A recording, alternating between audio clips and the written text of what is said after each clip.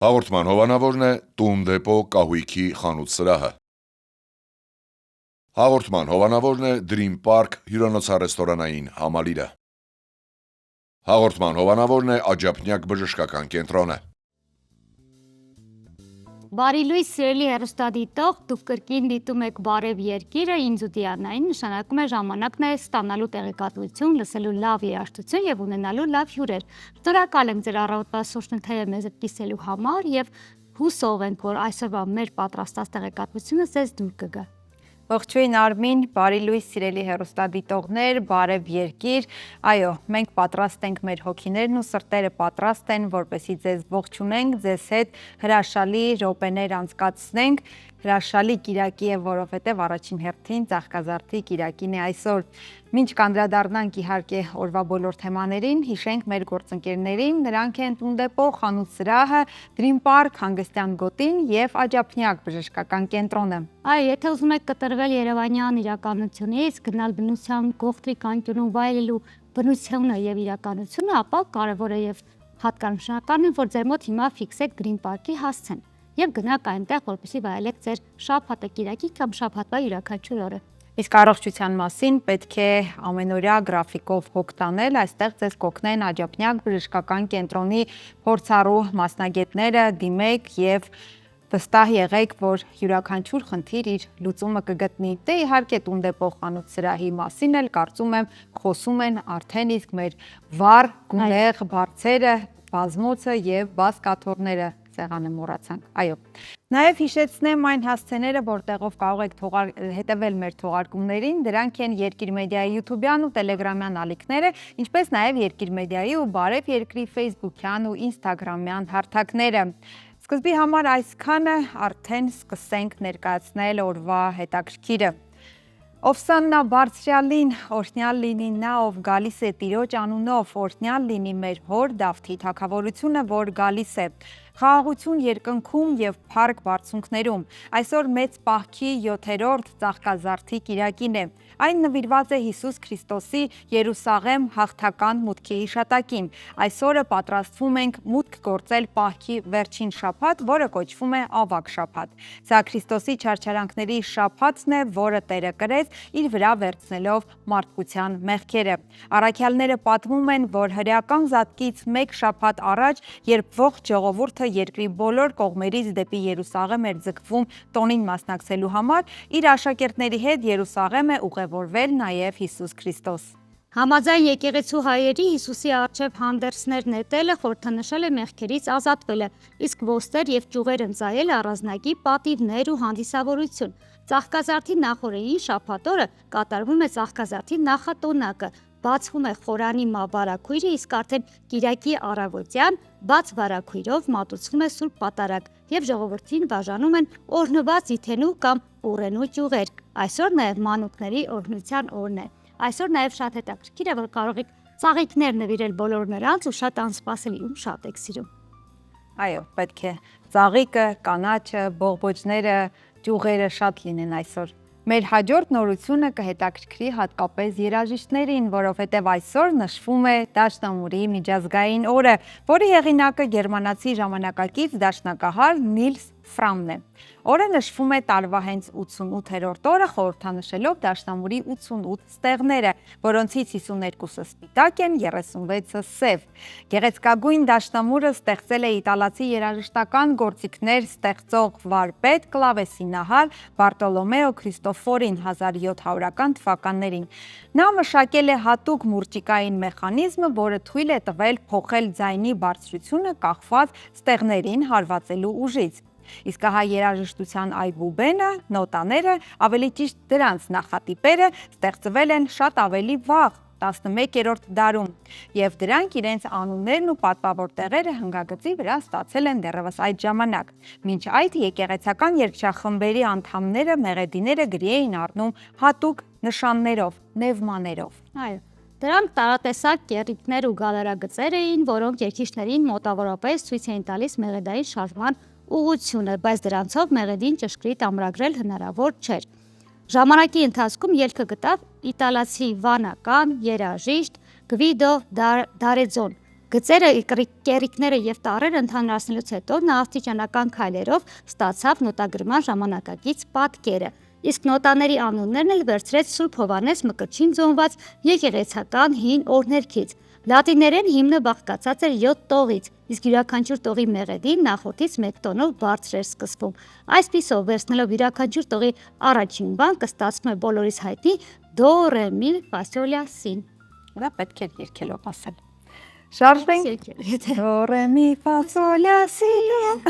Շարժվենք առաջ, ի դեպ ապրիլի 14-ին Երևանում դասական երաժշտության հրավառություն է սպասվում։ Մեր երկրում առաջին անգամ ելույթ կունենա աշխարհահռչակ չինացի դաշնակահար Լանգ Լանգը։ Նա կմասնակցի Հայաստանի պետական սիմֆոնիկ նվագախմբի 20-ամյակի գալա համերգին։ Դաշնակահարը կկատարի Ռախմանինովի դաշնամուրի թիվ 2-րդ կոնցերտը, որը նրա կարծիքով մեծ զգացմունքայնություն ու հոգի ունի։ Ես անհամբերությամբ սպասում եմ Հայաստանի պետական սիմֆոնիկ նվագախմբի եւ մայստրո Սերգեյ Սմբատյանի հետ այն կատարելու հնարավորությանը, ասել է երաժիշտը։ Մենք էլ սպասում ենք այդ համերգին, որպեսզի ներկա գտնվենք եւ վայելենք։ Շարունակելով ասենք, որ 2018 թվականից սկսած մարտի 29-ին նշվում է ջրահարսի միջազգային օրը։ Կտրուկանցում է։ Շատ կտրուկանցում էր, այո։ Ընտրվել է այս օրը, որովհետև 2018 թվականի մարտի 29-ն է հեռացարկվել հայտնի Սիրենա սերիալի առաջին սերիան։ Ջրահարսը ծովային մուսան, ջրային ոգին կամ ծովային սիրենը եվրոպական ժողովրդական լեգենդներում եւ առասպելներում ծովային միֆական արարած է, աղջիկ զգամ պոչով։ Ըստ այդ լեգենդների ջրահարսերը հոգի չունեն, ինչը չեմ կարծում, եւ այն գտնելու համար երբեմն դուրս են գալիս ջրից, բայց իրենց մեջ ուժ չեն գտնում ու կրկին ծով են վերադառնում։ Հելենական եւ հռոմեական մշակույթում սիրենների պատկերումը ակնհայտորեն ազդեցություն է ունեցել հետագայում ջրահարսերի մասին պատմություններ, հեքիաթներ, մուլտֆիլմեր ու ֆիլմեր ստեղծելու արվեստում։ Հիմնականում նրանք ներկայանում են որպես բարիփերիներ, կատարյալ գեղեցկուհիներ, որոնք պատրաստ են զոհաբերության հանուն սիրո, ինչպես Անդերսենի հայտնի հեքիաթում։ Չես հավատում, բայց շարունակությունը կարդա, առհասարակ կհասկանանք պետք է հավատալ ջրահարսերի գոյությանը, թե ոչ։ Ի դեպ, գիտնականները կասկածի տակ են դնում ջրահարսերի առասպելական կամ հորինված լինելու հանգամանքը, տարբեր դարերից մեր օրեր հասած հաղորդագրությունները համադրելով ժամանակակից ուսումնասիրությունների հետ։ Նրանցից շատերը եկել են եզրակացության, որ ջրահարսանման արարածներ օվկիանոսների ջրերում իրականում ապրում են։ Բա, օրինակ ջրահարսերի հետ հանդիպումների մասին իրենց հուշերում իբր թե գրել են 17-րդ դարի ծովագնաց Հենրի Հուդզոնը, Քրիստոֆեր Կոլումբը, Լեհ թագավոր Սիգիզմունդ II-ը։ Գիտնականները բացատրել են, որ հեռավորությունից մարդիկ որոշ ծովային կենդանիների պարզապես նմանեցրել են ջրահարսերի։ Սակայն ամեն ինչ փոխվեց 2014 թվականին, երբ ամերիկյան օվկիանոսների եւ մթնոլորտային ուսումնասիրությունների ազգային գործակալությունը հրատարակեց ջրային հումանոիդների գոյության հիմնավոր ապացույցներ աշխատությունը։ Այնտեղ ասվում էր, որ ջրահարսեր իրականում գոյություն ունեն եւ նրանց մեծամասնությունն ապրում է Կարիբյան ավազանում, միջերկրական ծովում, ինչպես նաեւ Խաղաղ եւ Ատլանտյան օվկիանոսերում։ Իսկ ավելի վաղ ամերիկյան Animal Planet հեռուստաալիքը ջրահարսեր մարմինը գտնված է անվանումով ֆիլմ էր թողարկել, որտեղ ցուցադրվում է ջրահարսերի գոյության մի շարք փաստեր։ Եվ ինչ կարծիք ունես ջրահարսերի մասին։ Չգիտեմ, ես հավատում եմ, եթե ինչ, որովհետև ընդհանրապես որոշ հորինածին անգամ պատմությունների հիմքում միշտ պետք է լինի ինչ-որ նախատիպ կամ բնօրինակ։ Եվ հետո պետք է կարծում եմ հեքիաթների միշտ հավատալ, լեգենդների հեքիաթների հավատալ, անպայման։ Եվ հետո, այո, օվկիանոսի ջրերը, առհասարակ երկիրը ինքն իրենով, բնությունը այնքան խորհրդավոր, այնքան խորը եւ այնքան առեղծվածային է, որ երբեք հնարավոր չէ մինչեւ վերջ այն բացահայտել։ Ոստի գուցե ինչ որ մի շատ խորը ջրերում ապրում է մի գեղեցկուհի, որը ենթադրենք ջրահարս։ Հավատանք նրա գոյությանը եւ հավատանք հեքիաթների, հավատանք երաժշտության մոգական ուժին եւ այս պահին հենց բուժվենք այդ երաժշտությամբ։ Տեսահոլովակ մեր եթերում։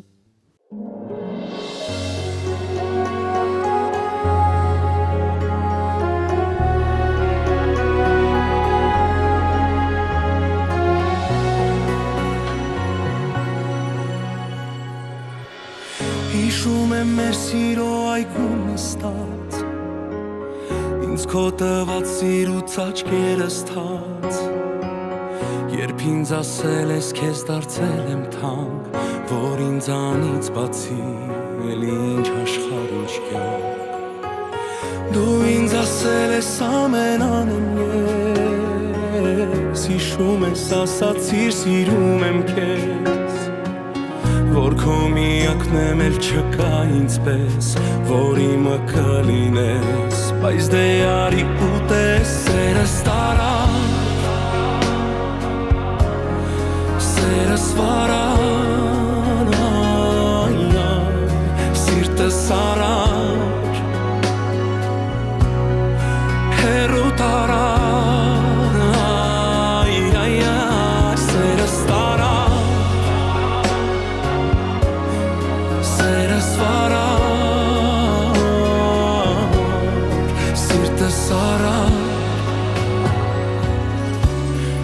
Հեռու տարար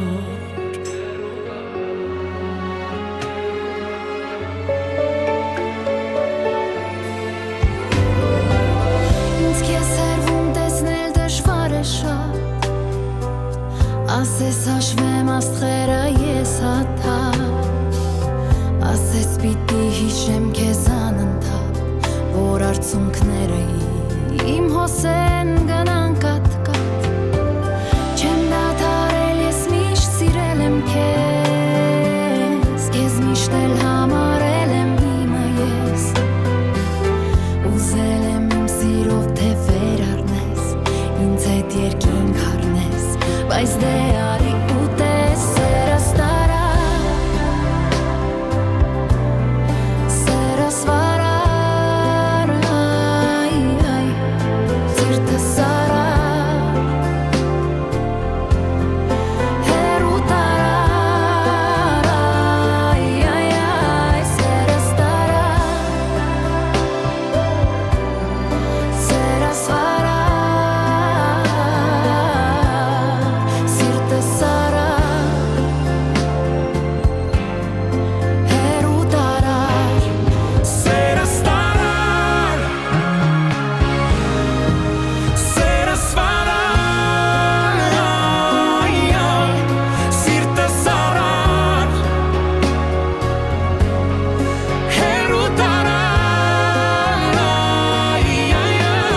Սերս տարար Սերս վարար Սիրտս արար Հեռու տարար Սիրտս արար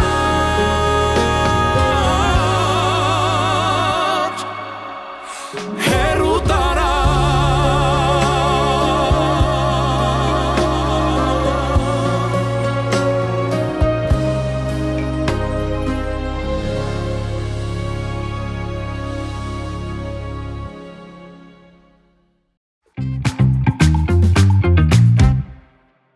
Մենք վերադարձանք, մենք Բարև երկիրն ենք եւ արդեն շտապում ենք դիմավորել մեր հյուրերին, բայց միշտ նրանց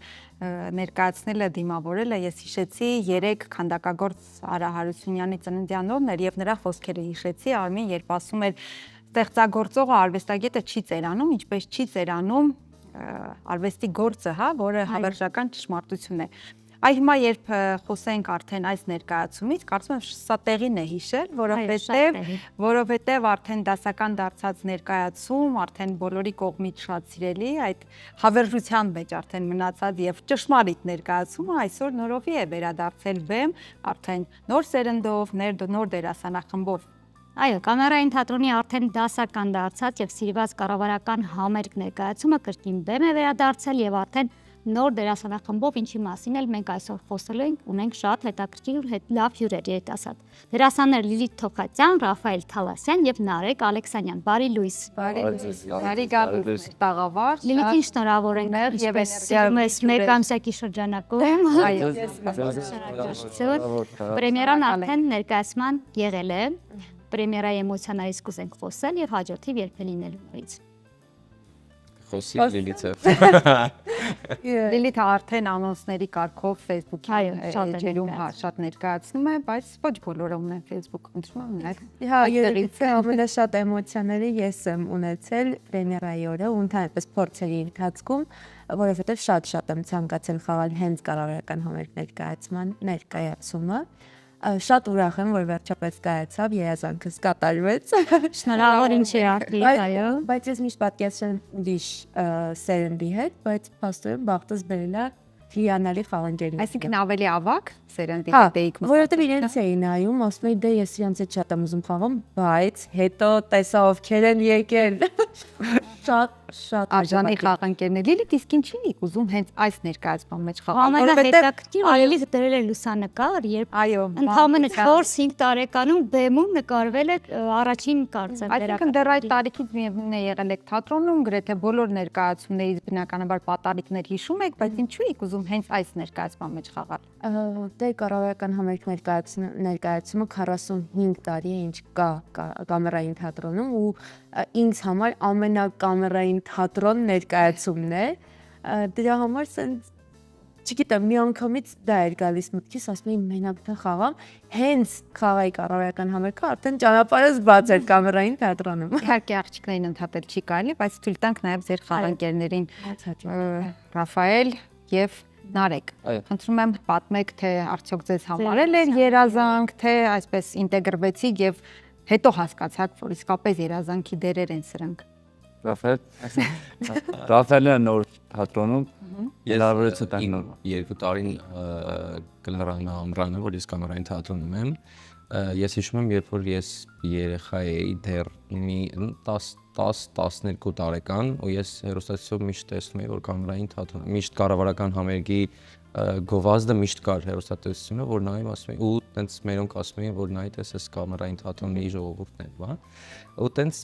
հետո որ ես միտք եղավ, որ ես արդեն եկել էի թատրոն, որ արդեն պիտի կառավարական համերգ ասում, ոնց կառավարական համերգ ենք սկսում, որ իմ համար էլ Լիլիթին հավասար չէ վստահաբար, բայց իմ համար էլ ոնց որ այդ կարելի, որ ոնց, այսինքն էս են լեգենդար ներկայացումն է, որ ես այս պահից սկսած մաս եմ կազմելու, մոտ այս ամեն ինչը կար, ու ես ասել է թե ուրախ եմ, կնշանակի ոչ մի բան չասել, ես չգիտեմ, իմ մեծ պատիվ է լինել այս ներկայացման մեջ, խաղալ իմ ընկերների հետ, խաղալ այն մարդկանց հետ, ովքեր որ շատ լավն են իրենց գործում ու լինել գալ հավասարվել իրենց ու շարունակել մնալ կամերայինցի, գնալով ձեռք բերել կամերայինցու անուն։ Դա արդեն քայլը շատ կարևոր ներկայացումով եք սկսել, եթե այդպեսին Սա առաջին ներկայացումը չի, իմ առաջին ներկայացումը, ես առաջինը կաբարե ռեստարտ ներկայացում եմ հավաքել, հետո խաղացել եմ Ալբանիա պլյուս, բոլորը հին ներկայացումներ են կա։ Կամերայինի հին պատմության այդ ներկայացումներով եմ ես ինտեգրվել կամերային թատրոն ու շարունակելու եմ ինչքան հին ներկայացումներ Վերարտադրել։ Իրականում բոլորը կարոտել են նոր սերնդով այդ ներկայացումները, որովհետև բոլորը նայել են հին անունները արդեն հնչում են, բայց ուզում են նոր սերնդով տեսնել։ Նարեկ ջան, դուք ինչ կասեք այս մասին։ Ձեր դերի եւ ձեր մասնակցության։ Իմ դերը շատ հետաքրքիր է ստացվել։ Ես ոնց որ այդ ներկայացման կարկառուն երկու ներկայացուցիչների ոնց որ տես միքսն է ստացվել ին ոնց որ դերը այդ ներկայացման մեջ Ռաֆոյի ու Անդոյի բացի երկելու կտորներից մնացած համարը բոլոր խաղարկային ու շատ տենց պատասխանատու ու տենց չէի հավատում որ կարող եմ ես բեմից մարդկանց ծիծաղեցնեմ օպիտ ասած ու ես այդ բոլորին շատ եմ տեսել այդ ներկայացման մեջ, շատ եմ գնացել նայել, հենց տեսել եմ այդ օրը կառավարական համերգը, գնացել նայել եմ ուսանողական տարիներին, դեռ 12 թվականից սկսած, ու մի խոսքով եկավ որ տենց եկավ ու տենց մի քան արագ աշխատեցինք, որ պետք է շուտ ներկայացումը ստեղծեինք, ես տենց այդ ընթացքում չհասկացա ոնց ստացվեց, բայց ինչ որ բան ստացվեց այդ ամենը Ճիշտ օրեց ասում հա այտենց որ ինձ միջև այդ նախապատրաստային գիտես դու ես խաղալու դու ես անելու այդ չգիտեմ այտենց կերպարներ կան այդ ներկայացման մեջ որ իրանք այտենց լեգենդար կարգավիճակ ունեն ու այտենց այդ արագության մեջ չզգացի ոնց ստացվեց այս ամեն ինչը այնքանով ստացվեց որ բեմ ենք արդեն խաղում ենք որ ստացվել չէին թողել խաղայինք այդ նկատի ունեմ ստացվել ասելով ու Դա լուրջ վերաբերվեիք ու չստացվեր իրական։ Լուրջ, բայց հարաբերական է, լուրջ նկատի ունեմ, որ ծանր հոսա ես ինչ չեմ կարող բաման, ոչ, բայց չէ, դե չեմ մտածել, ժամանակ չեմ ունեցել մտածել ու այսօր որպես նայում եմ այն ժամանակ ես ոնց էի անում այդ ամեն ինչով, որտեղ այնտեղ շատ ինձ հարազատ կտորներ կան, մեկ էլ հիմա որ մենք ենք խաղում Թեկուզ նայելով, բայց արդեն իսկ մարսված ներկայացում է եւ խոսեցիք, որ բոլորդ ավելի երիտասարդ տարիքում նայել եք,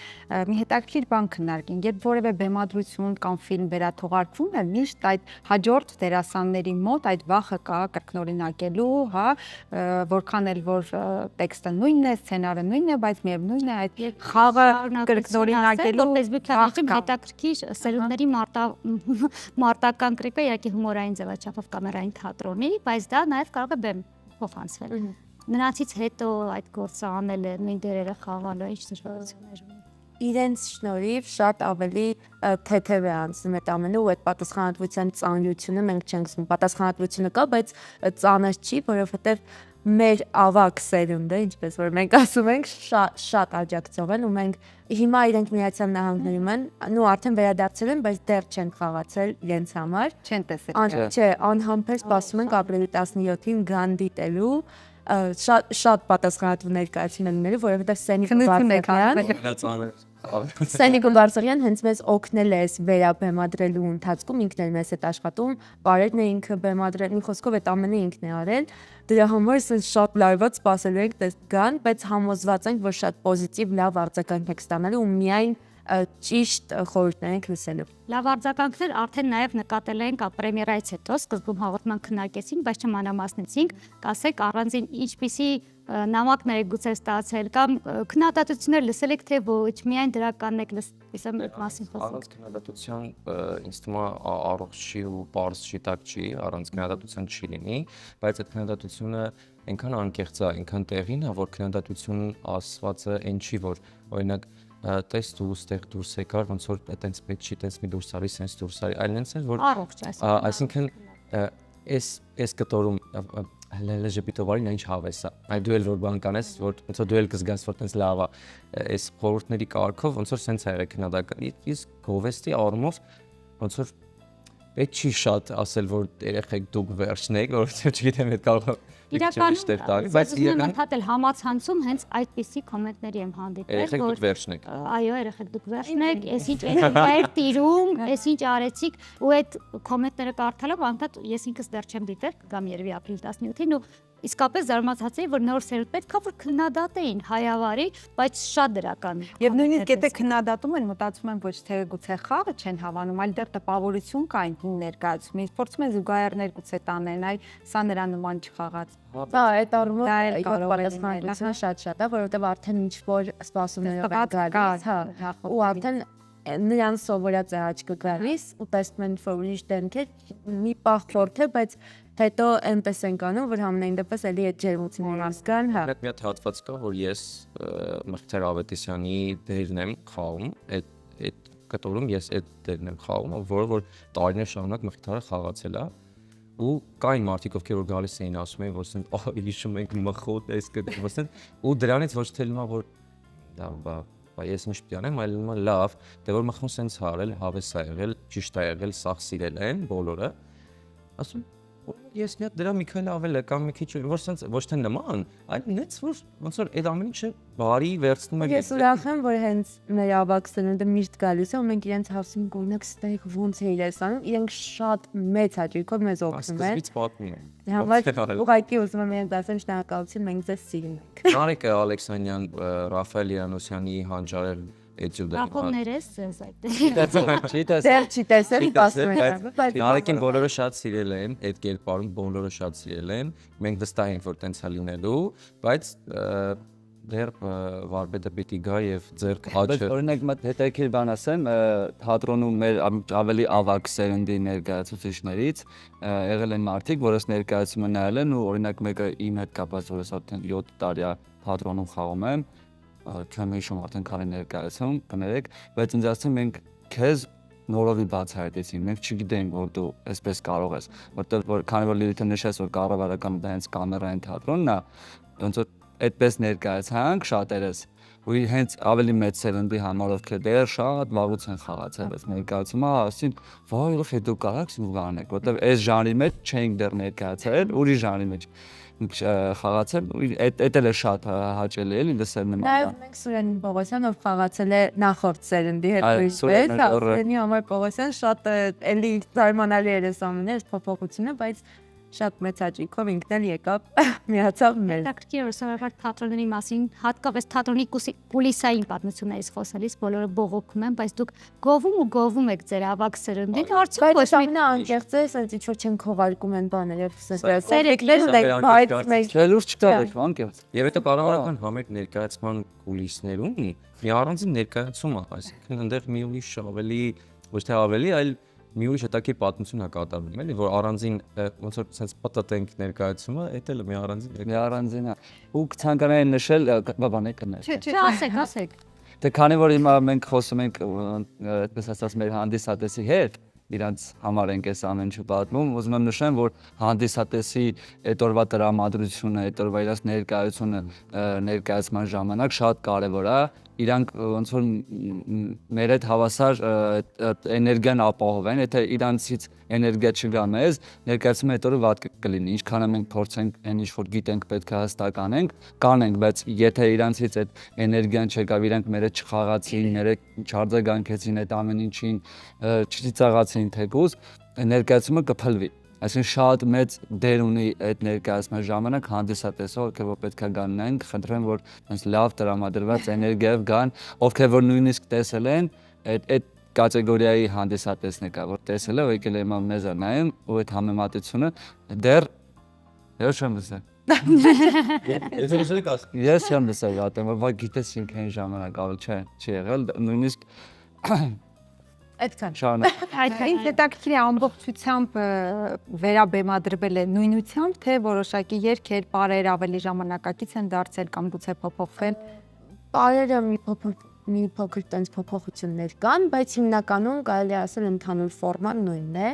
Շատ բաներ օրինակ տարիների ընթացքում այդ էտյուդները դուրս էին եկել, հիմա նորից ետ են եկել, օրինակ Սպարտակի կտորը, Ունայի կտորը, ասենք մենք բաներ ունենք, որ նորից վերադարձել են։ Ուրախ խաղում եք։ Այդ ամենակարևորն է, ձեզ այնց հիմա էլ է դրական էներգիա ունես, այս պատկերացման բեմում ինչ էներգիա եք տալիս, կասեք անկախ ամենից այդ ներկայացման ամենասիրելի հատվածները կուզեմ, ամենմեկին է ձեր Կասեք։ Այսինքն ուղիղ ասենք, որ Դե ձեր սիրած հատվածը ամբողջ ներկայացումը։ Երգել, խաղալ, պարել, Փոքր հատված, որ դուք սիրում եք ու որ գնում եք, սպասում եք այդ հատվածը։ սկիզբը ամենա, որ բոլորը սպասում են, որ հեսա պիտի մտնենք, բոլորը հաստատ։ ձեր կերպարը, ամբողջական ներկայացումից չէ, այ կերպարից, որ մի ուրիշ հոգով եք ասում այդ նախադասությունը ենթադրենք։ Լիլիթ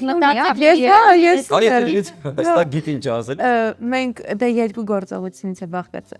կառուցված կազմված ներկայացումը ես իմ երկրորդ գործողությունն է որովհետև աղջիկները շատ ավելի ակտիվ են այդտեղ շատ ավելի անելիք ունենք այդտեղ ու սիրում են լողորդների կտորը այ երբ կան դիտեն կհասկանան Մենք առաջարկում ենք որ դուք իսկապես գնաք եւ նայեք որպեսզի հասկանաք ինչի մասին է խոսքը Ները կամ Ես այս կտորը կարող եք կտորը ես հիշում եմ չեք տեսնի բայց կզգաք բայց կարող է էլի կզգաք շատ Լիլիթի ներկայացումը որ մատ կտոր կա առաջին գործողության վերջում որտեղ ես միակ տեղն եմ որտեղ որ բարում եմ ոչ երգում եմ ներկայացման մեջ մենակ մի կտորն եմ որ թողել եմ ես բարում դա Մայքլ Ջեքսոնի տենց Բիլի Ջինի այդ ամենասիրած կտորն Այ Ռաֆոն այս պահը պետք է նայ շատ ուշ հա Ռաֆոն դե գիտի հա Ռաֆոն գիտի հա այդ դրա Մեզ ներկայացնում։ Ես չէ, տեսեք, ոնց որ սիրելի հատվածները հիմնականում օրինակ ես շատ երգում եմ այս ներկայացման մեջ, օրինակ երգելու իմ կտորները շատ է, որ հիմա կարամ բոլոր երգերի, օրինակ առաջին պապուրին, առաջին գործողության առաջին պապուրին, իմ ամենասիրելի պապուրիներից հա, ու ոնց որ այդ պապուրիով իմ համար ասես բացվում այդ ներկայացումը, ինչեւ այդ վերջին տանգոն այդ վերջին տանգոն հրաշքի ռոք ն ռոլը մեր ներկայացում հա շատ լավ բոլոր համայնքները իրար հետևից որ գայս են ու մի հատ ուրիշ էմոցիա են հենց մեզ փոխանցում դրա համար բայց ես դու կահարի կերպար շատ սիրում եմ օրինակ շատ դալու հավես է իմ համար ես այդ կերպարը շատ սիրում եմ օրինակ այդ անում եմ երագույն հաճույքով, ասենց ասեմ։ Եթե Հիմա շատ պատկերացնում ես տարօրինակ հնչում այն հանդիսատեսյանը, ովքեր որ չեն դիտել։ Դուդուկահար, լողորդ, ջահարդ ու չորս։ Եվ ծիծաղելի է դուդուկահարի կերպա, դուդուկահարը սովորաբար ծիծաղելի եւ դուդուկը չի լինում։ Հա, մեր մոտ տենց կամերային մեջ ամեն ինչ հնարավոր։ Լիլիթ, ձեր հայրը, մեր բոլորի կողմից սիրելի Հրանտ Թողատյան տեսել է ներկայացումը։ Այո, Պրեմիերային Կարծիքի է։ շատ Առհասարակ գործունեության մասին հետաքրքիր է, որովհետև սովորաբար չի ամենախիստ քննադատները լինում են հենց ծնողները, բարեկամները։ ամենակարևոր հանդիսատեսը ինձ համար դեռ սպասում հայրիկս դիտի, բայց հայրիկս դիտել է, գնացել եմ տուն, քննարկել ենք ու ես երբ փորձերից գնում էի տուն, դե պարզ այդ լարվածություն կար, ասում էի, չէ, չենք հասցնում բան ու ինքը արդեն այդ իմ ասածից եկել էր պրեմիերային ու նայում է, տեսնում ասում շատ լավ ու շատ պատրաստ էիք, շատ լավն էիք, այդ էներգիան կար, ամեն ինչը հիանալի էր։ Դեպնականաբար պրեմիերայով չենք սիրում դատել ներկայացումը, որովհետև դե լրիվ ուրիշ է 10 ներկայացում հետո դրա համար ես սպասում որ նորից գա դիտի ու արդեն վերջնական կարծիք հայ։ Ես այստեղ մի փոքր անձնական կարծիք եմ արտահայտելու։ Մի օր, երբ որ կամերային թատրոն լրիվ այլ պրեմիերայի ժամանակ տեսա Հրանտ Թուխացյանի վերաբերմունքը Լիլիթի անգամ քայլելուն, մարդկանց հետ խոսելուն ինչքան ուշադիր, ինձ թվում է նա շատ դիպուկ հայր է, ելներով նա նաև մասնագետ է, բայց իր դիպուկությունը փոխանցվել է, նա չի ստի։ Ստեղվում է շատ դիպուկ հայացքով նայում էր թե ով ոնց է գնում, ինչպես է քայլում, ինչ է կանում, ինչպես է խոսում, ու հատկապես ներկայացման մեջ ավելի ուշադիր կլինի։ Հա, շատ Եվ ընկերներ, մարտի 13-ին արդեն պրեմիերան եղել է, խնդրում եմ հիշեցնեք, թե որ օրերին եւս կլինի, որպեսզի հանդիսատեսը տեղյակ լինի։ ապրիլի 17-ին, 23-ին եւ 28-ին։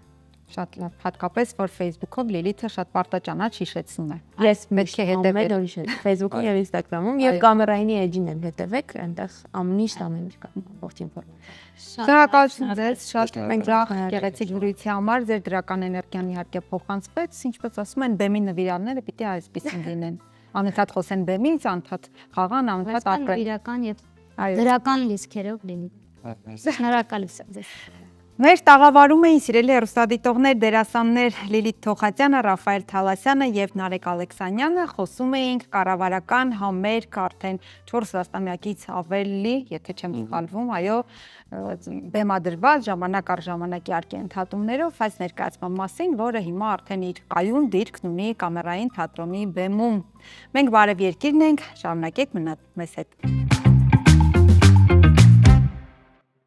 Թատրոնի աշխարհը միշտ մեզ հետաքրքրում է եւ այն մենք լուսաբանում ենք ձեզ համար եւ այսօր եւս բացառություն չէ հատկապես որ տեղի է ունեցել արտավազ մրցանակաբաշխությունը իհարկե ժամանակավորապես ճանաչվում են տարվա լավագույնները իսկ ըստ Իսյանը չգիտեմ համաձայն ես թե ոչ լավագույնները միշտ էլ լավագույնն են բայց ծանոթանանք արտավազ մրցանակաբաշխության տվյալներին դիտենք տեսանյութը եւ վերադառնանք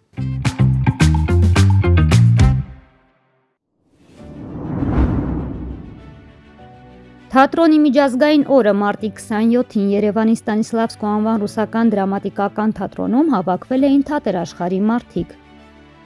Հայաստանի թատերական գործիչների միության եւ Երևանի քաղաքապետարանի նախաձեռնությամբ անցկացվեց Արտավազդ 25-րդ ամենամյա մրցանակաբաշխությունը, որն այս տարի նվիրված էր հայ բեմի մեծանուն դերասանուհի Մետաքսիա Սիմոնյանի ծննդյան 100-ամյակին։ Դերասանուհու անունը կրող հատուկ մրցանակ տրվեց Երևանի Մհեր Մկրտչյանի անվան արտիստական թատրոնի տնօրեն Տաթևիկ Մելքոնյանին։ Թատերարվեստին արժանապատիվ ծառայության համար հատուկ մրցանակներ տրվեցին Գրետա Մեջլումյանին եւ Դավիթ Հակոբյանին։ Գորիսի Վաղարշ Վաղարշյանի եւ Վանաձորի Հովանես Աբելյանի անվան թատրոնների խաղացանկի զարգացման գործում ունեցած ավանդի համար հատուկ մրցանակ տրվեց ռեժիսոր Դավիթ Հարությունյանին։ Իսկ Ստեփանակերտի Վահրամ Փափազյանի անվան թատրոնի վերաբացմանը ցուցաբերած աննախադեպ աջակցության համար հատուկ մրցանակ տրվեց Յուրի Նավոյանին։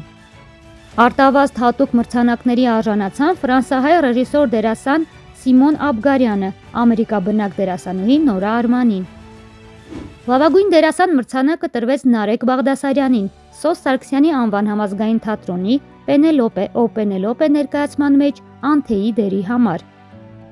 Իսկ տարվա լավագույն դերասանուհի մրցանակը տրվեց Տաթև Հովակիմյանին, Մհեր Մկրտչյանի անվան արտիստական թատրոնի Եթե դու մեռնեիր ներկայացման մեջ Աննայի կերպարի համար։ Երկրորդ պլանի լավագույն դերասան ճանաչվեց Սաշա Սուքիասյանը, պատանի հանդիսատեսի թատրոնի մեղրի համը ներկայացման մեջ իր դերով։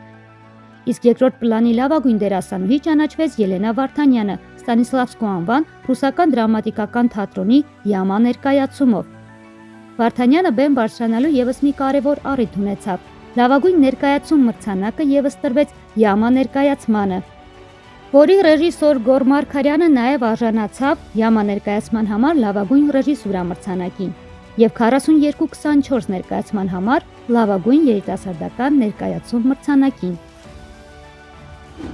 Արտավազդի բոլոր մրցանակակիրներին կարող եք ծանոթանալ Հայաստանի Թատերական գործիչների միության պաշտոնական էջում։ Նշենք նաև, որ ՅՈՒՆԵՍԿՕ-ի թատրոնի միջազգային ինստիտուտն ամեն տարի հրապարակում է շնորհավորական ուղերձ, որի հեղինակն այս տարի հանրահայտ դերասան Վիլլեմ Դեֆոն է։ Պատմության, գեղագիտության, լեզվի, շարժման, սցենոգրաֆիայի միջոցով թատրոնը որպես ամբողջական արվեստ կարող է մեզ ցույց տալ ինչ է եղել, ինչպիսին է եւ ինչպիսին կարող է լինել մեր աշխարհը։ Արմինե Բրսոյան, Բարև երկիր։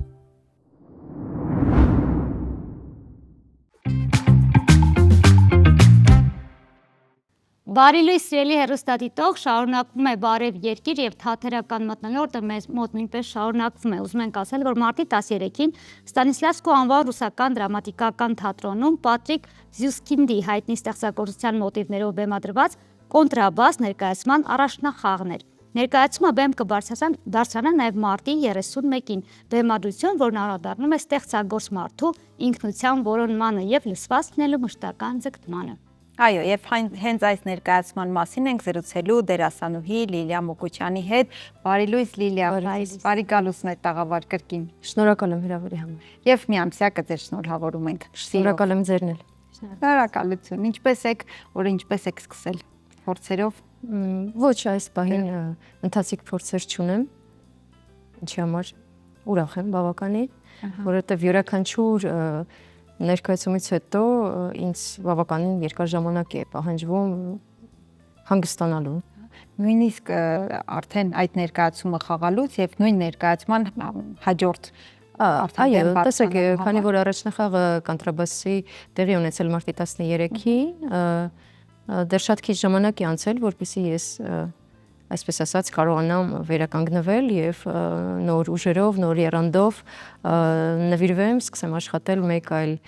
դերի վրա։ Ես ուրախ եմ այս պահին, որ ընթացիկ փորձեր չունեմ, չնայած մեր թատրոնը բավականին ակտիվ գործունեություն է ծավալում, նոր հարթակներ ունենք եւ հատկապես երիտասարդները շատ զբաղված են եւ դա շատ ոգևորիչ է, որովհետեւ ես էլ երիտասարդ ժամանակ անընդհատ աշխատանքային process-ի մեջ էի եւ շատ էի հպարտանում դրանով։ Հիմա արդեն հոգնում եմ։ Լիլիա, խոսենք հենց պիեսի ստեղծագործության ընտրությունից, ինքը շատ բարդ, հա, մարդու ինքնությունը բացահայտող, ներաշխարհը բացահայտող, հատկապես ստեղծագործ մարդու մասին է, եւ ինչու հենց այս պահին վերցվեց այս ստեղծագործությունը։ Տեսեք, ես այստեղ մի փոքր ոչ թե ուղում կմտցնեի, այլ կուզենայի ընդգծել, որ ոչ միայն ստեղծագործ մարդու մասին է խոսքը, ամեն դեպքում Ելենա Վարդանյանի բեմադրության մեջ, իսկ ռեժիսորը Ելենա Վարդանյանն է, հրաշալի դերասանուհի, անչափ տաղանդավոր, նա չի սահմանափակվել միայն ստեղծագործող մարդկանց մասին, խոսելու այսպես ասած, տրված ընձեռնված հնարավորությունից դա կլիներ բավականին, դա կախկատացներ գրական նյութը, ավելի շատ խոսքը գնում է ժամանակակից մարդու մասին։ Շատ հետաքրքիր է այս ստեղծագործությունը աշխարհի ամենահայտնի մոնո ստեղծագործություններից մեկն է, եթե ոչ ամենահայտնին տղամարդու համար գրված, եւ կնոջ համար արդեն ձայն մարդկային Ժան Կոկտոյի պիեսն է համարվում, իսկ կոնտրաբասը դա, այսպես ասած, լավագույն ցայտուն էսպես մոնո դրաման է, որը գրված է տղամարդու համար, ինչու եմ ես դա շեշտում, միշտ խաղացել են տղամարդ դերասաններ եւ հենց իրենց հոգեվ ֆիզիկական կառուցվածքի հիման վրա է գրված եւ պիեսը, այսպես ասած, շատ լավ նստում է տղամարդու հոգեբանության, ֆիզիկական հնարավորությունների վրա, միայն այն փաստը, որ հիմնականում բոլոր դերասանները, եթե նայեք, հա, շատ է բեմադրված եւ նույնիսկ իր գրվելու տարվա ընթացքում, եթե չեմ սխալվում, կարող է սխալվեմ, բայց վիճակագրական տվյալներին համաձայն մոտավորապես 500 անգամ մեկ տարվա մեջ տարբեր թատրոններում աշխարհի 500 անգամից ավել բեմադրվել է առաջին 1 թե 2 տարվա ընթացքում եւ հիմնականում բոլոր ներկայացումների մեջ դերակատարները իրենց ուսերին քաշ են տալիս այդ հսկայական գործիքը, ավելի շատ իր ֆուտլյարը, հայերեն կաղապարը, այո, այդ պացիանը, ինչը որ այս դեպքում ուղղակի հնարավոր չի իմ կատարմամբ, չնայած վերադառնամ ձեր հարցին, ինչու ընտրեց այս գործին անդրադարձանք, սա իմ եւ Ելենա Վարդանյանի առաջին համատեղ աշխատանքը չէ, բոլորովին եւ նույնիսկ երկրորդը չէ, երրորդը եւ չորրորդն է, եւ մենք ընտրում ենք այնպիսի նյութեր, որտեղ որ կինը, ոչ միայն դերասանուհին, որը որ ուզում է բարտերեր խաղալ եւ այլն, այլ կինը ունի շատ ավելի շատ ասելիք, քան խոսել է մինչեւ հիմա, իսկ մինչև 21-րդ դար եւ մի քիչ ավել կնոջ այսպես ասած տեղը բեմի վրա եւ մեր մասնագիտության մեջ հիմնականում եղել է սիրային հատվածը, հա, դավաճանության հատվածը եւ այսպես թյուր կարծիք է ձևավորվել այն մասին, որ մենք միայն դրանից կարող ենք խոսել։ Դա այդպես չէ, 21-րդ դարում դա արդեն այդպես չէ։ Նաև դա է պատճառը, որ տղամարդու դերակատարի փոխարեն դուք ընտրում։ Ես կուզենայի ընդգծել, որ այստեղ ոչ տղամարդ է, ոչ էլ կին, ուղղակի մարդ է խոսում է ժամանակակից մարդ, այդ դա շատ կարևոր էր, որպեսզի պիեսը արդիական հնչողություն ստանար, հա, որ այս դարաշրջանի մարդը խոսի հանդիսատեսի հետ, այլ ոչ թե 20-րդ դարի կեսի, առաջին կեսի, երկրորդ կեսի եւ այլն, որտեղ մեր հանդիսատեսի հետ ես կարծում եմ եւ մենք Ելենայի հետ կարծում ենք եւ փորձը ցույց է տալիս, որ պետք է խոսել իր լեզվով։ Ես հիմա նկատի չունեմ գրական նյութը։ Այո, ոչ բոլորովին, բայց այսօրվա հանդիսատես ուզում է իրեն տեսնել բեմի վրա։ 100 տարվա առաջվա հանդիսատես ուզում էր իրեն տեսնել, անտիկ շրջանում ուզում էին տեսնել իրենց, եւ դա ճիշտ է։ Թատրոնի իմաստը հենց սրանում է։ Իսկ որքան էլ որ մարդկային ապրումները բոլոր ժամանակահատվածների համար գրեթե նույնն են, իրավիճակներն են տարբեր, ապրումները նույնն են այդուամենայնիվ, կուզեմ հասկանալ այս ներկայացումը հատկապես տղամարդ դերակատարը փոխելով, հա, ասեցիք մարդն է խոսում, բայց ինչ մեր ներկայիս սերնդին հոգերազատ թեմաներ կա, որ գուցե փոխվել են կամ բառեր, իմաստներ, որ ավելի հասանելի լինի հենց մեր ժամանակվա դիտողի համար։ Այո, շատ լավ հարց եք տալիս։ Տեսեք, օրինակ ես հիմա այս պետրությամբ ես այնքան էլ երիտասարդ չեմ, հա, եւ երբեք չեմ թաքցրել իմ տարիքը, 42 տարեկան եմ։ Շնորհակալ եմ, դուք նույնպես։ Արդեն ունենալով մեկ մասնագիտություն, որտեղ որ կարելի ասել, որ առանց ավելորդ համեստության ես ինչ որ տեղ եմ գրավում, հա, թատերական աշխարհում եւ այլն, բայց ես ուզեցա ձեռք բերել մեկ այլ նոր մասնագիտություն, հա, ես արդեն 40 տարեկան եմ եւ բոլորովին դրա կարիքը կարծես թե չունեի, բայց ինձ հետաքրքրեց եւ այնտեղ որտեղ որ ես սովորում եմ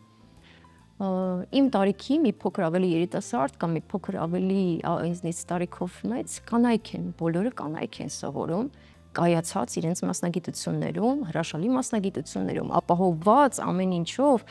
եւ այս երևույթը, երբ որ 21-րդ դարի կինը մարդը, հա, եւ տղամարդիկ եւ երիտասարդները ավելի հասուն տարիքի մարդիկ փորձում են ձեռք բերել եւ չեն վախենում ձեռք բերել նոր մասնագիտություն, հասկանում եք, դա ես կարծում եմ դա հրաշալի է, դա հատուկ է հենց մեր ժամանակներին, հենց մեր ժամանակին, այո, մենք անդադ ուզում ենք սովորենք, մենք չենք վախենում, մենք սովորում ենք, մեր շրջապատն է ձևավորվում, հա, այնտեղ արդեն լրիվ ուրիշ տեսակի կանանց հետ եմ ես շփվում, աշխատավայրում լրիվ ուրիշ բաներից ենք խոսում, այնտեղ լրիվ ուրիշ թեմաներից ենք խոսում եւ իմ համար բացահայտվում է մեկ այլ աշխարհ եւս։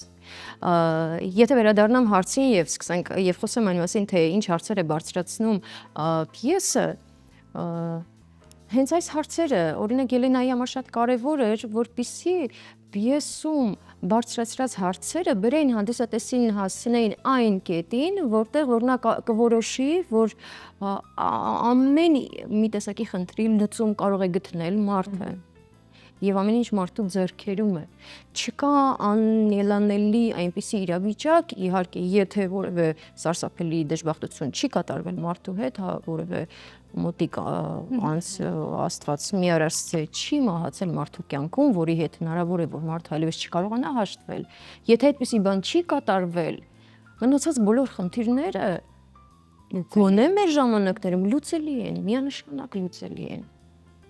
Ճանապարհներն են տարբեր եւ յուրաքանչյուրս ձեռքում է մեր ճանապարհը գտնելու բանալին եւ չգիտեմ ինչքանով է ստացվել, ինչքանով չի ստացվել, դա արդեն ես չեմ կարող դատել, բայց ամեն դեպքում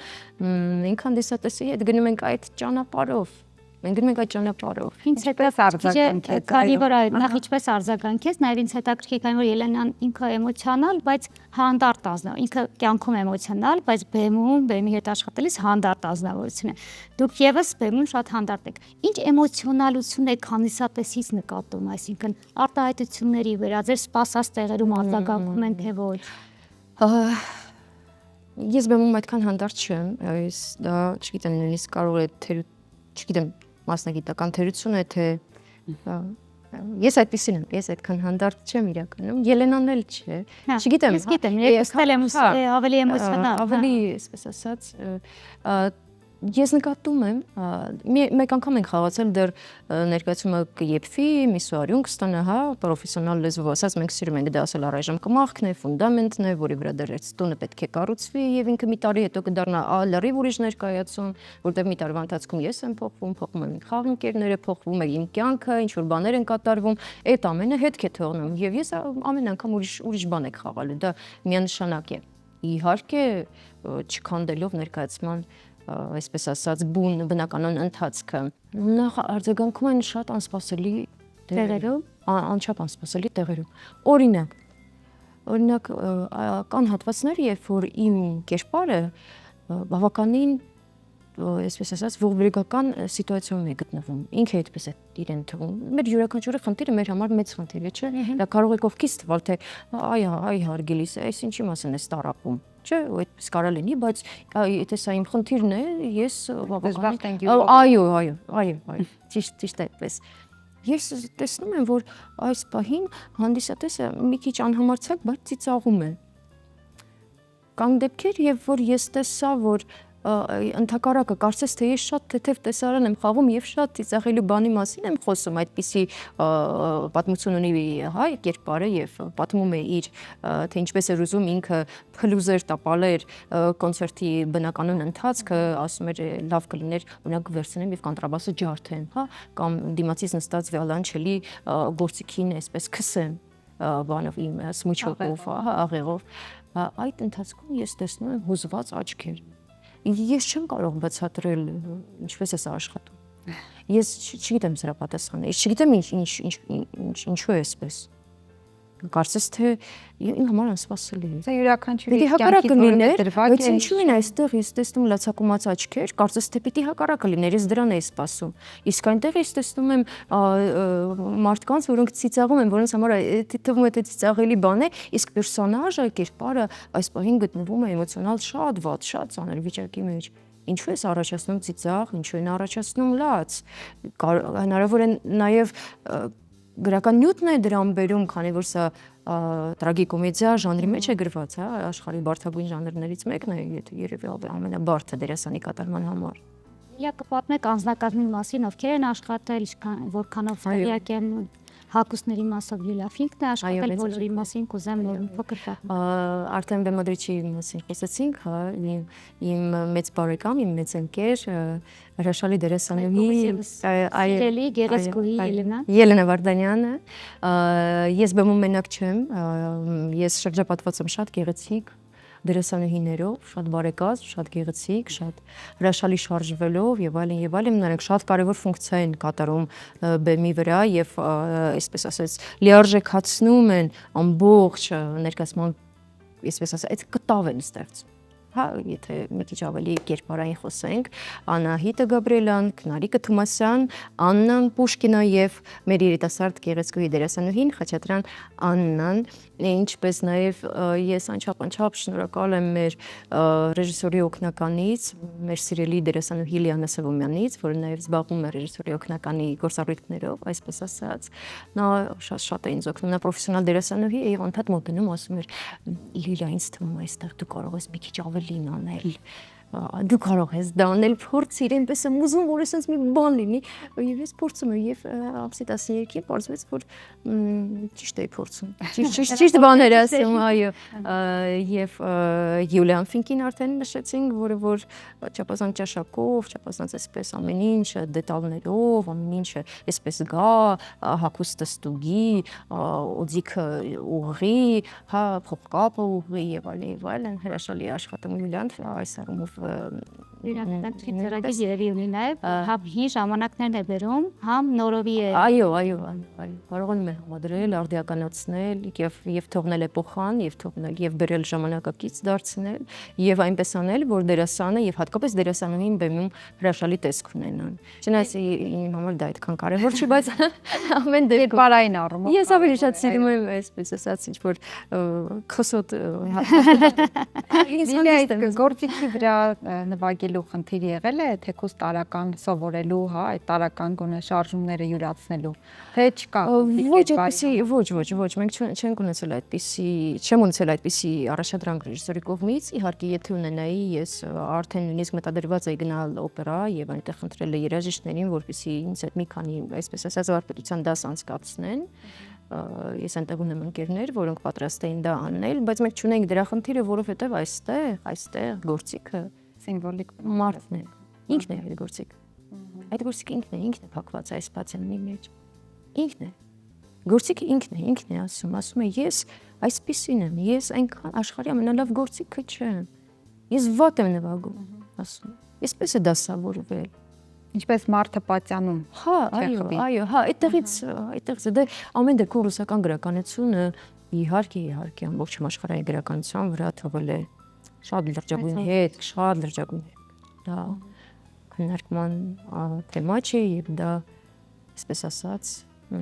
փաստ է։ Եվս հիշեցնենք, որ մարտի 31-ին կարող եք հարգելի հեռուստադիտող գնալ Երևանի Ստանիսլավսկու անվան ռուսական դրամատիկական թատրոն դիտելու կոնտրաբաս ներկայացում, ինչի մասին մենք խոսում ենք սիրելի մեր դերասանուհի Լիլիայի հետ։ Լիլիա, ձեզ հաջողություն ենք մաղթում առաջիկա բոլոր ներկայացումների ընթացքում եւ ձեր այսօրվա էմոցիաները, որոնք տվեցիք, պատմեցիք, վստահ եմ հանդիսատեսը գալով ավելին է ստանալու հենց բեմից եւ այնտեղ։ Ամեն ինչ իրենց համար է արվում։ Ամեն ինչ արվում է հանդիսատեսի համար։ Հուսով եմ։ Շնորհակալ եմ ջան։ Մենք ենք շնորհակալ։ Դուք շարունակեք մնալ մեզ հետ, մենք բարև երկիրն ենք։ Մենք բարև երկիրն ենք, ես եւ Արմինեն ողջունում ենք հենց ձեզ, եթե նոր եք դուք ձեր քնից արթնացել, մեր հյուրերին արդեն ճանապարհել ենք, բայց այս պահին խոսելու ենք առողջությունից եւ եթերը տրամադրենք Բժիշկ Մանուկյանին։ Առողջ երկիրն է Բժիշկ Մանուկյանի հետ եւ այս շաբաթ բժշկի հյուրերն են նյարդաբաններ Տաթևիկ Գաբրիելյանն ու Բերգինե Խաչատրյանը։ Կարծում եմ այս հարցազրույցը պետք է շատ ուշադիր լսել։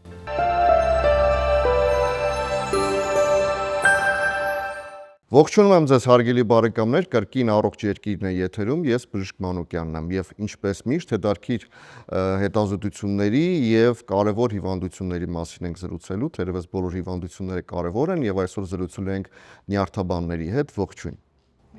Էլեկտրոնեյրոմիոգրաֆիա, այսպիսի մի հետազոտություն կա, որը շատերիս անծանոթ է։ Նախ եւ առաջ հասկանանք ինչ է իրենց ներկայացնում այդ հետազոտությունը։ Էլեկտրոնեյրոմիոգրաֆիան դա հետազոտություն է, որը կիրառվում է նյարդերի եւ մկանների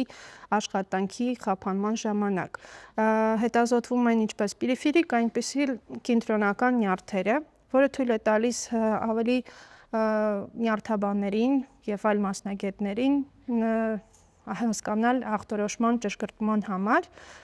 կա արդյոք խնդիր նյարդում, մկանում, թե նյարդարմատում։ Նախ եւ առաջ շատ կարեւոր է նաեւ իմանալ մեր ազգաբնակչությանը շատ հետաքրքրի արդյոք այդ հետազոտությունը ներգրաված է առողջապահության համընդհանուր ապահովագրության համակարգին։ Այո, բնակչությունը կարի անցնի այս հետազոտությունը առողջապահություն ապահովագրության շրջանակներում։ Շատ կարևոր է նաև լսել նյարդաբանի կարծիքը այս հետազոտության մասին։ Մենք բոլորս ճանաչում ենք, գիտենք ինչքան մեծ փորձ ունեք դուք, հարգելի բժշկուհի, սակայն այդ փորձի հետ մեկտեղ հասկանում ենք, որ շատ տեսակի հիվանդություններ ինտուիտիվ կարող է անգամ ախտորոշվել, սակայն այս հետազոտությունը նույնպես շատ կարևոր է։ Ինչու՞մն է այդ կարևորությունը։ Էլեկտրոնեյրոմիոգրաֆիան դա այն պարակլինիկ հետազոտումներից է, որը շատ կարևոր է նյարդաբանական կլինիկայի համար, կլինիցիստների համար եւ բուժող բոլոր բժիշկների համար, որպեսզի ճիշտ ուղղորդեն նյարդաբանի մոտ եւ հետագայում էլ էլեկտրոնեյրոմիոգրաֆիայի համար։ Դա շատ կարևոր է ինչու համար, որտեղ պերիֆերիկ ներթային համակարգի շատ մեծ չափով հիվանդություններ կա, որը շատ կարևոր է ոչ միայն ախտորոշելու համար, ոչ միայն բուժման համար, շատ կարևոր է այստեղ ճիշտ որոշել հիվանդության էքսպերտիզան եւ անպայման հետագայում արդեն հիվանդների համար կարգի անցնելու համար դա շատ կարևոր է։ Ինչու է կարևոր, որտեվ այս դեպքերում, որքանի որ նյարդի ֆունկցիայի համար է այս բոլորը արվում, ֆունկցիոնալ խանգարումները լինում են թեթև չափավոր եւ ծանր վիճակում, որոնք տալիս են պարեզներ, պարալիչներ, հա։ Թեթև եւ չափավորի ժամանակ, ուրեմն էլեկտրոնեյրոմիոգրաֆիայի դերը շատ մեծ է, որը կարող է օգնել եւ բժշկին հետագա բուժման ճիշտ կազմակերպումը եւ հետագա իհարկե էքսպերտիզան, որը շատ կարեւոր է այս փուլում մեր իրոք բնակչության համար։ Էքսպերտիզան ասելով, այսինքն որոշակի հիմք ընդունել, որպես այդպեսին որոշակի դիագնոզի համար, այո։ Անպայման դիագնոզը պետք է ճիշտ դրվի, որպեսզի մարդիկ իրենց հետագա, ասենք, կան հիվանդություններ, որոնք քրոնիկ հիվանդություններ են, որոնք պրոգրեսիվ ընթացք ունեն նյարդաբանության մեջ, որը շատ ցավալի է, բայց կան այդպես հիվանդություններ, այնտեղ կողմնային ամիոտրոֆիկ սկլերոզ է, ենթակեղևային կորիզների ախտահարման ժամանակ Պարկինսոնի հիվանդություն կա, խորիայի տարբերություններ կան, տարբերվելու կան գենետիկ հիվանդություններ, միոտրաֆիաներ, ամիոտրաֆիկ վիճակներ, միաստենիա եւ այլն, որոնց համար հետ ոչ թե միայն այստեղ բուժումն է, այլ բարելավումն է կարևոր հիվանդի, որպեսզի իր կյանքի որակը ճիշտ լինի, որտեղ ինքը գիտի, որ դա քրոնիկ հիվանդություն է, գիտի, որ ինքը այդպես 100% չի լավանալու, բայց ինքը պետք է իմանա, որպեսզի ճիշտ ձևով էքսպերտիզան լինի, ինքը ժամանակ առ ժամանակ ճիշտ բուժում ստանա եւ լինի ոտքի վրա, լինի առողջ պրակտիկ առողջ գոնե իր ընտանիքի համար, իրեն համար։ Եվ ապահովի երևի թե կյանքի որակը որոշակի։ Ամենակարևորը այո, ապահովի կյանքի որակը, իմանալով, որ այդ հիվանդությունները լիարժեք չեն բուժում, բայց կան հիվանդություններ սուր վիճակներում, որոնք շատ կարևոր են դաժե ժամ առաջ բուժումը ճիշտ սկսել։ Դրանք ուրեմն պոլինեյրոպաթիաներն են, միելիտներն են, դրանք տոքսիկ պոլինեյրոպաթիաներ են, դիաբետիկ նեյրոպաթիաներ կան ալկոհոլային պոլինեյրոպաթիաներ, կա պիրանեոս ներվի ախտահարումը, որը էլի ժամ առաջ պետք է ճիշտ բուժել, եթե ճիշտ բուժել, կարելի է հիվանդին առողջությունը ապահովել լիարժեք։ Տեսնում եք, հարգելի բարեկամներ, ինչպիսի հետազոտություններ կան, շատերս մոտ հարց է առաջանում այս հետազոտության ուղարկեց, այսպիսի հետազոտության բազմաթիվ հետազոտությունները մեր աչքերն են եւ միայն այդ պարագայում մենք կարողանում ենք ճիշտ ախտորոշել, իսկ ախտորոշումը դա աշխատանքի երևի թե ոչ կարելի ասել կեսն է, եթե ոչ ավել։ Էլեկտրոնեյրոպաթիա, արդյոք կան որոշակի ալտերնատիվ հետազոտություններ։ Կան հետազոտություններ, որոնք կիրառվում են նյարդաբանության մեջ, սակայն օրինակ մագնիտոզրեզոնանսային տոմոգրաֆիան կամ նյարդի ուլտրաձայնային հետազոտությունը, դրանք էլ են կիրառվում, բայց իրենք ցույց են տալիս օրգանական վնասումը։ Իսկ էլեկտրոնեյրոմիոգրաֆիան դա ցույց է տալիս հենց նյարդի մկանի հաղորդակցման վնասումը։ Ինքը ավելի խորը հետազոտություն է եւ կան հիվանդություններ, որոնց ժամանակ, ինչպես նշեց բժշկուհին, դա կարող լինի միակ հետազոտությունը, որը ճշգրիտ կտա ախտորոշում։ Ինչպիսին են օրինակ այդ պոլինեյրոպաթիաները, որոնց ժամանակ օրինակ ոչ MRT-ն, ոչ ուլտրաձայնային հետազոտությունը իրանք չեն կիրառվում։ երևի թե կարելի է բազմաթիվ հարցեր տալ, սակայն եւս մեկ կարևոր հարց, ինչքանով է հեշտացնում այդ հետազոտությունը, որպեսզի կարողանանք ախտորոշել։ Նախկինում երևի թե այդ հետազոտությունը չկա, հիմա առկա է։ Արդյոք դա իսկապես հեշտացնում է մեր գործը, մեր աշխատանքը։ Այդ հետազոտությունը մի քանի տասնյակ տարի է որ կա Հայաստանում, իհարկե դա շատ ավելի զարգացավ վերջի տարիներին ու շատ կարևոր հետազոտում է։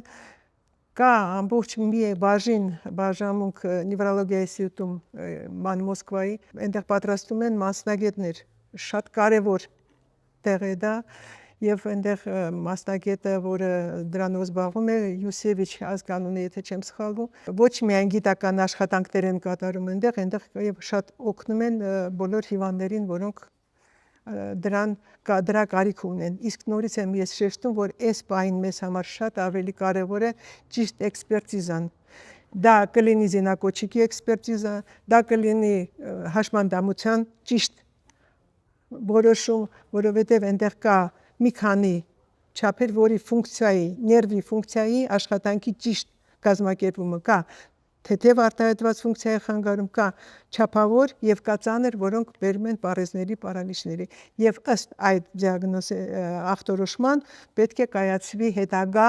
մարդկանց, ինչպես ասում են, կյանքի որակը։ Արդյոք այդ հետազոտությունը ցուցվում է միայն նյարդաբանների կողմից, թե կան այլ մասնագետներ։ Ոչ, ես կարող եմ ավելացնել, լինում են դեպքեր հետ տրավմատիկ, նևրոպաթիաներ, հետ վիրահատական, դաժե լինում են դեպքեր ունեցել եմ ես մի քանի հատ, որ կեսարյան հատումից հետո կնոջը ասում են վեր կաց արդեն կարող ես քայլես, երեխայդ վերջնես գնաս, բայց թաթը ոտքի թաթը կախված չի կարող քայլել։ Դա էլ արդեն պիրանեուսի ախտարումն է, որը պետք է նորից եմ ասում ժամ առաջ դիագնոզվի, ախտորոշվի եւ բուժվի, որպեսզի լիարժեք կինը վայելի իր հետագա կյանք։ Այո, սարքավորումները, գործիքակազմը, լաբորատոր հետազոտությունները անչափ կարևոր են յուրաքանչյուր բժշկի համար եւ ընդհանրապես բժշկական կենտրոնի համար, որպեսզի կարողանանք կատարել որակյալ եւ իսկապես լիարժեք բուժում, որը շատ կարևոր է։ Եղեք առողջ։ Ահա եւ վերջ, սիրելի ընկերներ, սիրելի հեռուստադիտողներ, եւս մեկ բարև երկիր ամփոփվեց, աշխատանքային շաբաթը հանգստյան օրերն ավարտվեցին, իհարկե դեռ գեղեցիկ կիրակնօրյա ընթացքը պետք է շարունակվի, հատկապես որ այսօր ամենագեղեցիկ գարնանային կիրակիներից մեկն է, Ծաղկազարդի կիրակին է, գնանք, մաքրվենք, եկեղեցի իհարկե աղոթենք, որպեսզի այս ավագ շաբաթ մուտք գործենք արդեն փոքրի շատ է, եթե հնարավոր է այդպես ասել, բայց ավելի մաքրված հոգով եւ պատրաստվենք Սուրբ Հարության։ Եվ ինչպես ես էի ասում հաղորդման ընթացքում, հենց այսօր այն առիթն է, որ դուք ուղղակի ծաղիկներ նվիրեք ցանկացած անծանոթի, այսօրը պետք է ծաղիկներ նվիրել ու ստանալ անծանոթից հատկապես։ Հուսով եմ հաշվի կառնեք եւ կգնեք ծաղիկներ եւ կնվիրեք պատահական ձեր սրտի ուզած անծանոթին։ Շնորհակալություն ձեզ առավոտյան սուրճն ու թեյը ձեր մեզ հետ կիսելու համար եւ շնորհակալություն իհարկե մեր գործընկերներին, որոնք են Տունդեպո խանութ սրահը, Աջափնյակ բժշկական կենտրոնը եւ Լորվա բնության գրկում գտնվող Dream Park հանգստյան գոտին։ Մենք բարև երկիրն ենք եւ այդպեսին լինելու ենք նաեւ մյուս շաբաթ կիրակի։ Առողջ եղեք, կհանդիպենք։